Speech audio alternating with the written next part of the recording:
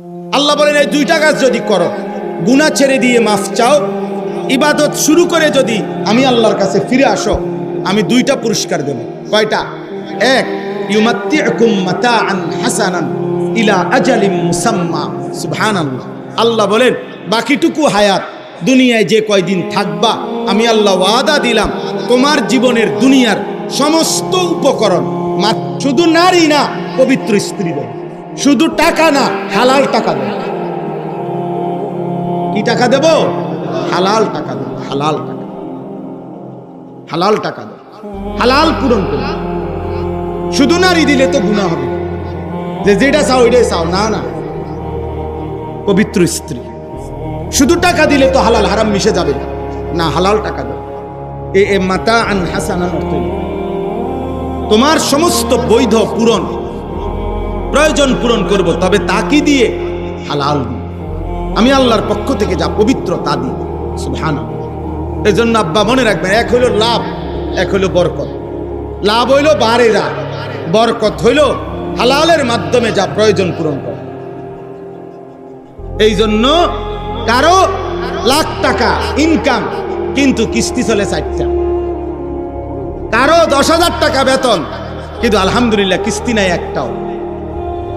বুঝেন নাই? হ্যাঁ, ইমাম সাহেব বেতনই মাত্র 10,000, বেতনই 12,000। আলহামদুলিল্লাহ, খোদার 1 মাস ইজ্জতের সাথে বউ বাচ্চা নিয়ে চলে, রাতেও চুরি করে না, দিনেও চুরি করে না, হারাম রোজগার করে না। আল্লাহ তাআলা এটুকু দিয়েই হালাল ভাবে তার প্রয়োজন পূরণ করে।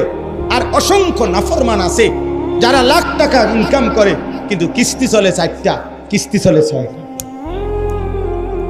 হারামে বরকত হয় না। হারামে কি হয় না? বরকত। কোনো হারাম করে জীবনে সুখ নাই। আমি চ্যালেঞ্জ, আমনে যদি কোনো থাকে জানা আমার কইলে আমি কোথাও চাইতে যাবো, আমার নিজস্ব গাড়ি আছে, নলে সেলিম বেটে চাই চলে। আমরা তদন্ত করব। আমি চিনি হারাম খোরের জীবন অসংখ্য অসংখ্য আমাদের কাছে দোয়া চায়, যখন বাচ্চার মতো কাঁদে, বাচ্চার মতো কাঁদে। 400 কোটি টাকা, 1000 কোটি টাকা, কিন্তু কষ্টের কথা আমরা জানি। হারামখোর সুখে নাই। হারামখোর কি নাই? সুদখোর সুখে নাই।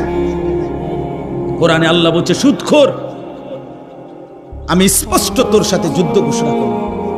ঠিক আছে, আমি তোর লগে যুদ্ধ করব, দেখি নাফরমান তুমি তোমার হারামে অভাব পূরণ করবা